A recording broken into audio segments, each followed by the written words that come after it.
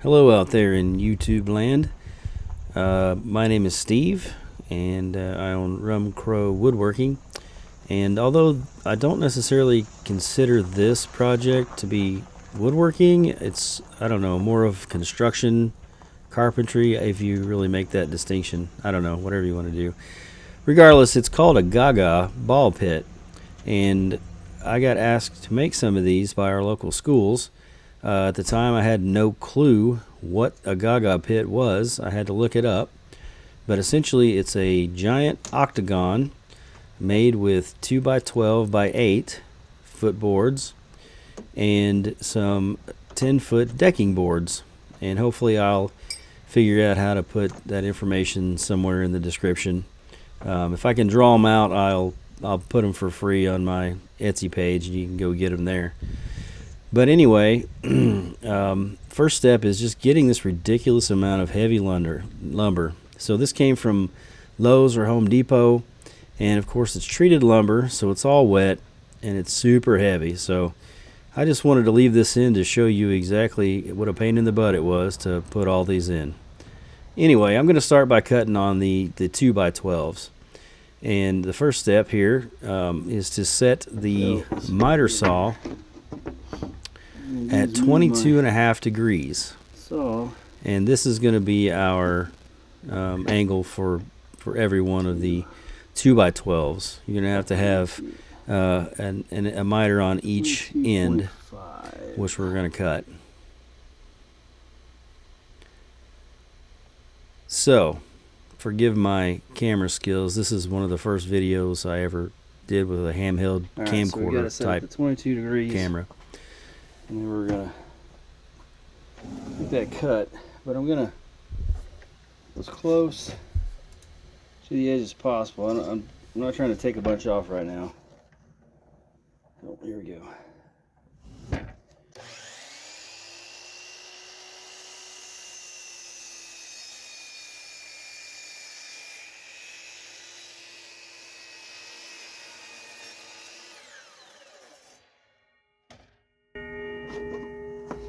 So that's all we took off, and now we've got our beveled edge.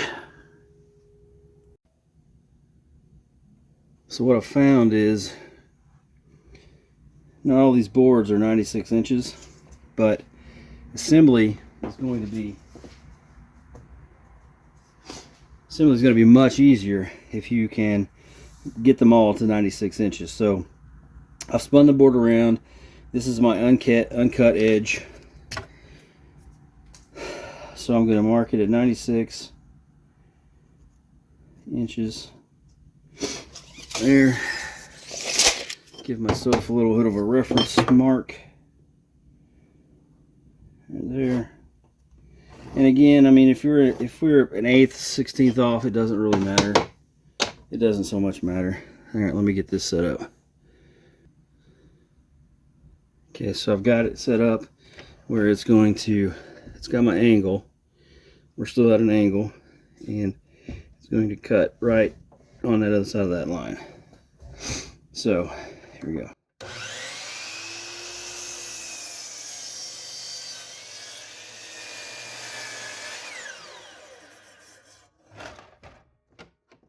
There it is. So now we've got the double bevel piece.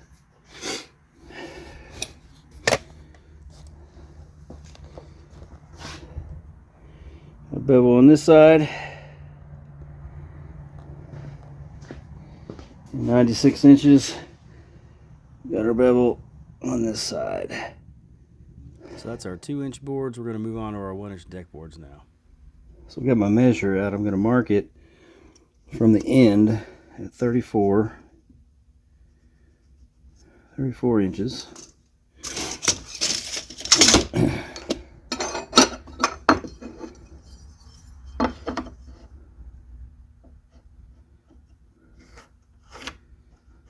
And this is I mean, it's a little rough. It can be rough for this kind of project. It doesn't have to be exactly parallel, but I scribe a little line so that I can see it whenever I put it under the saw.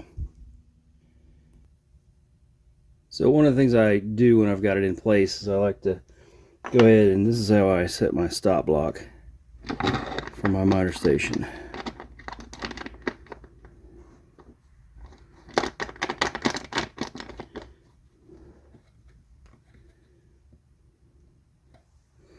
Okay, so then when I move the next one, it'll be the same length.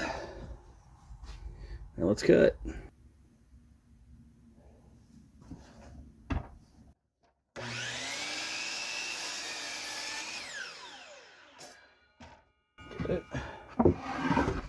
Move that out of the way.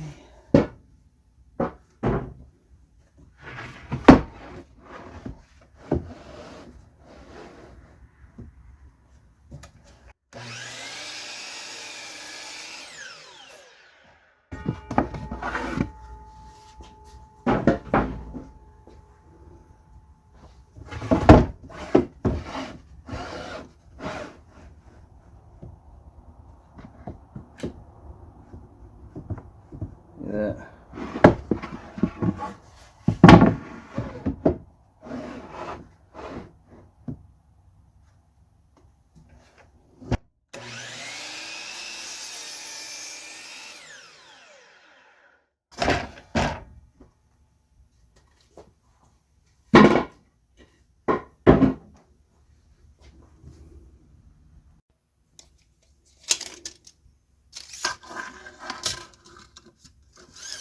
This one I'm doing at 21.5, although you really can go up to 23 and it's fine. I have to compromise a little bit. And these are going to be shorter boards for your entryway, and you'll need 3 of these. Okay, now we're going to take a quick look at some of the hardware that we need. These are the 3-inch, you can use 4-inch gate hinges, and you'll need 2 of these per angle, so 16 of these total.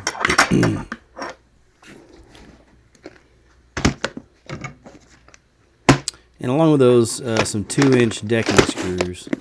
And these I've got the GRK brand number 9s at 2 inches. So, you know, a couple pounds of those. They sell them by the pound.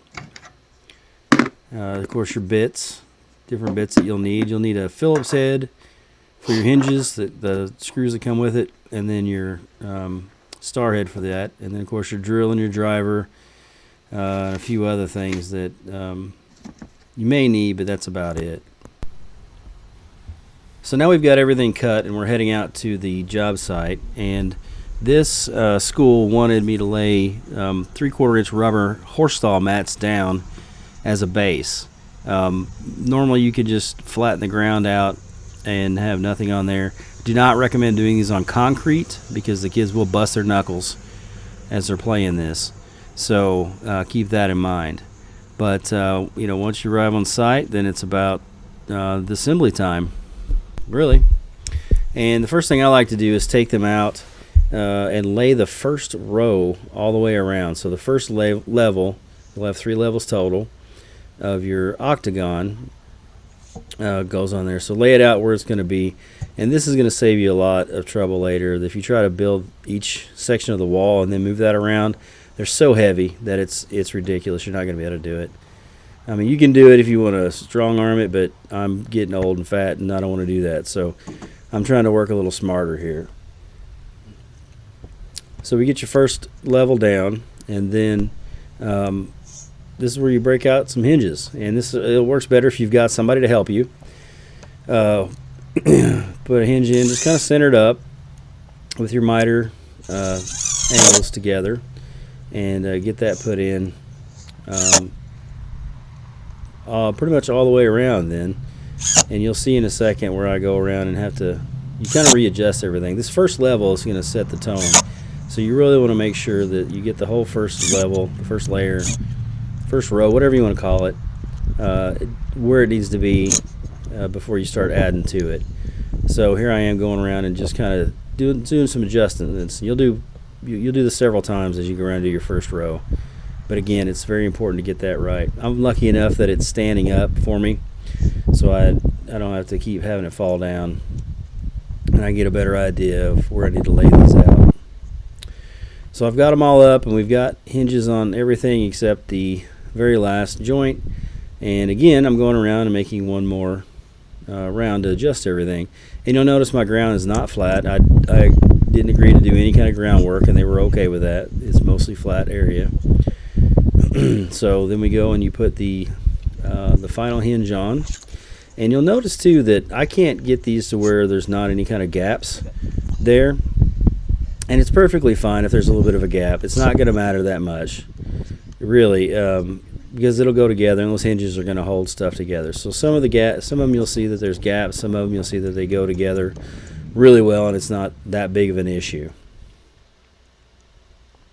Okay, so once your first level's down, then what I like to do is I go and I lay out all the support pieces that we cut.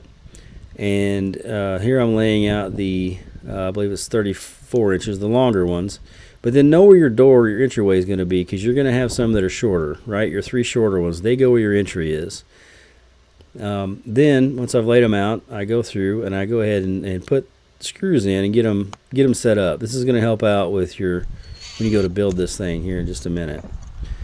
So, I typically put 3 screws in total, and I kind of stagger them in a diagonal as we go along.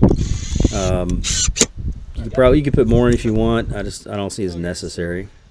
So here's what it looks like once you've got your supports in and you're ready to start on your second row or second level, whatever you want to call it.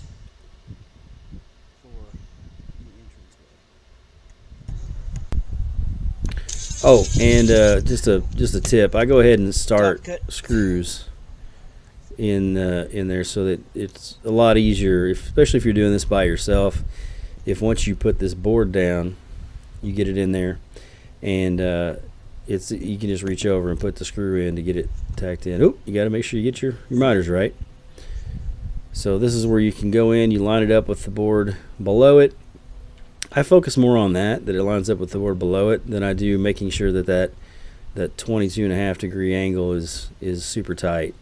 Because again, these boards are wet. They're going to shrink. They're going to, when they dry, they're going to move. So there's going to be gaps no matter what you do, really. So then I go back and put all the screws in afterward. And here we've got our second level, and here's our third level complete. Oh, it's not complete. Sorry. You do have to go back on the top level and put more hinges in to help hold it on. The middle level, it's not necessary to put hinges in there. You can do it if you'd like, but it's just these two, the top and bottom, hold it just fine the way it is, along with the support.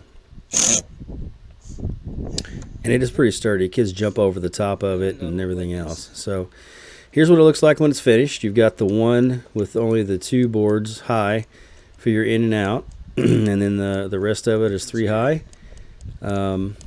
Yeah, and this is the final product. And sorry for the shaky cam. I had the handheld camcorder. I was out. You'll notice the gaps. Some of the gaps are good, and some of them have a little bit of a gap, and it doesn't make a bit of difference really. Unless you just can't stand the look of it, then good luck figuring that out, because I can't. Those mats that are in there, they've got some bumps that stick up a little bit, but they'll go down eventually. It's just grass underneath it.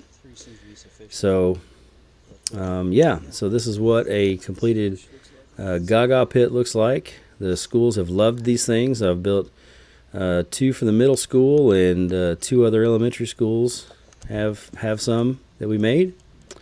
If you have any questions, leave them in the comments. Please like and subscribe, and let me know if you have any questions about how this was done. I'll answer everything I can.